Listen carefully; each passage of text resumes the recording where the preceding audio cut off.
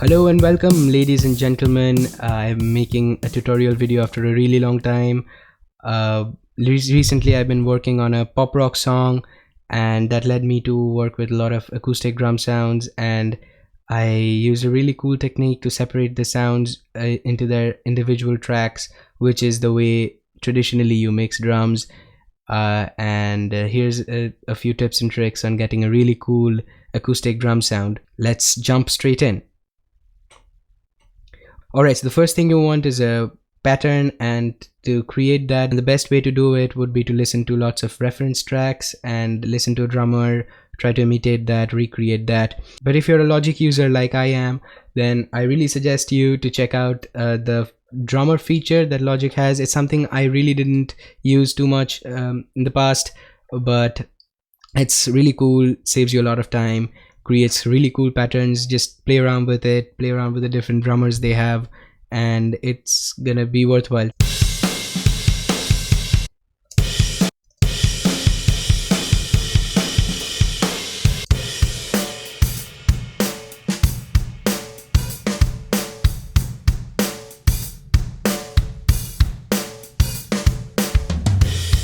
Alright, so I really like that pattern. For now, let's just stick to that.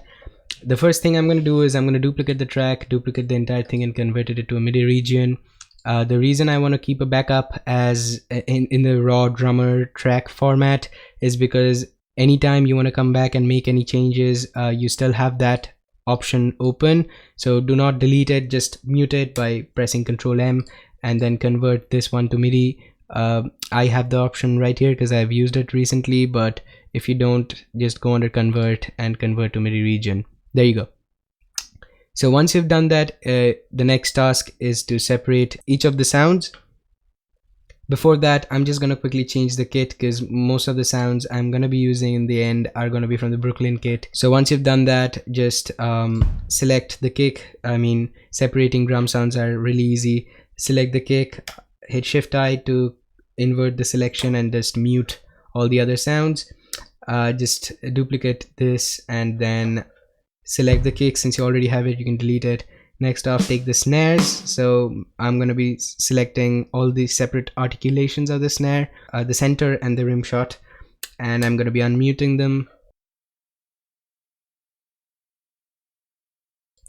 Alright, so once you've done that, just select these and create a track stack, which is basically just an auxiliary track.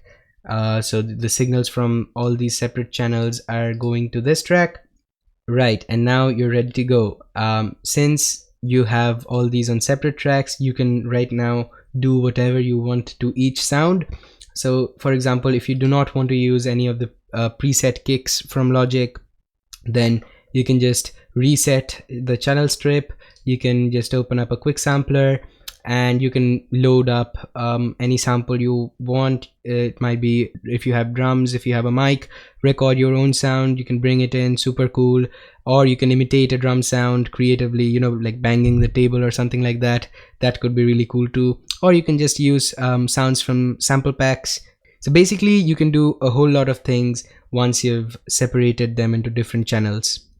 I'm just gonna stick with the sounds I have right now to not complicate things. The only thing I'm gonna do is get rid of the buses because I really don't need them. Since I have created a track stack, if I send, that will affect all the separate tracks. Alright, so here are some tips and tricks on what you can do to really make your acoustic drum sounds pop.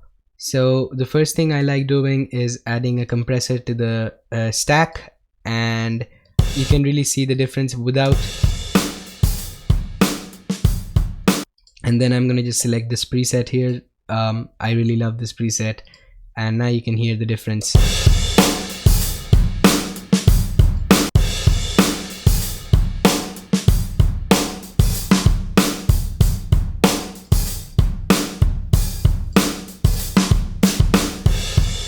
Right, so already the drum sounds super cool with the compressor on. The next things you can do are you can obviously you can EQ the tracks. For the kicks, I really like boosting the low ends because that's its primary task, and also boosting frequencies above 1 kHz. That sort of gives the kick character and presence in the mix.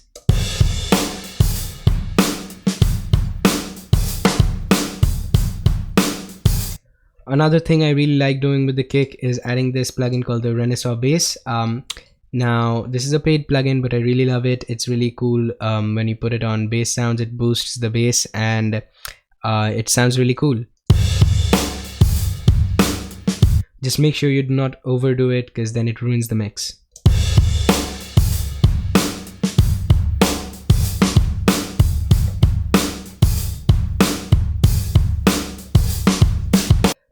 For the snares, again, if you're using Logic Pro presets, then you can change things in the drum kit designer. You can change the snare type, you can dampen it, you can increase the gain, you can tune it, you can do a whole bunch of stuff. For the EQ on my snare, I like boosting the frequencies around 100 to 300 hertz. Each snare sort of has its characteristic frequency around that area, and you can really see it when you switch the analyzer on. So I'll just give that a boost. That really makes your snares sound punchy.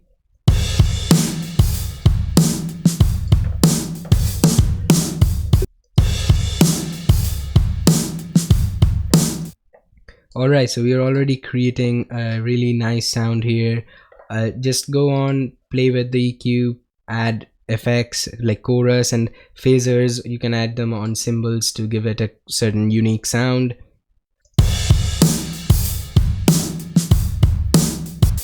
Once you've done that, you can come back in and EQ the drums track. So that's basically the stack here, to affect all the tracks at once.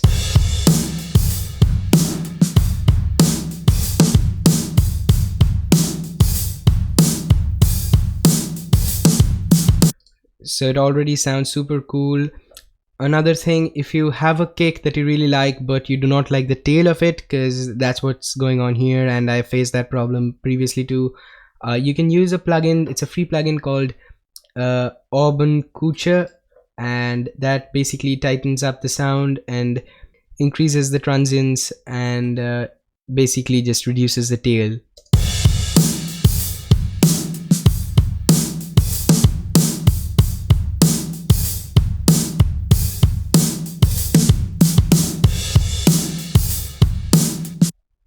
Also, make sure your tracks aren't clipping like mine.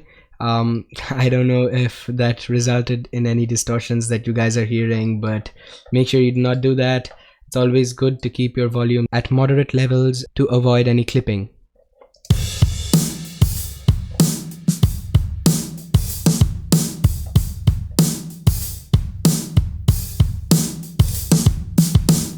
Alright, so finally what you can do is you can add a bus if you have a reverb bus already, or you can add in a reverb plugin directly there.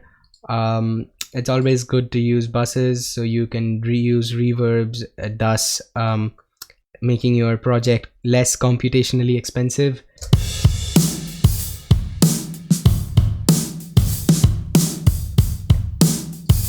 Here I am just using the basic bus track Logic created when I selected the drum kit preset.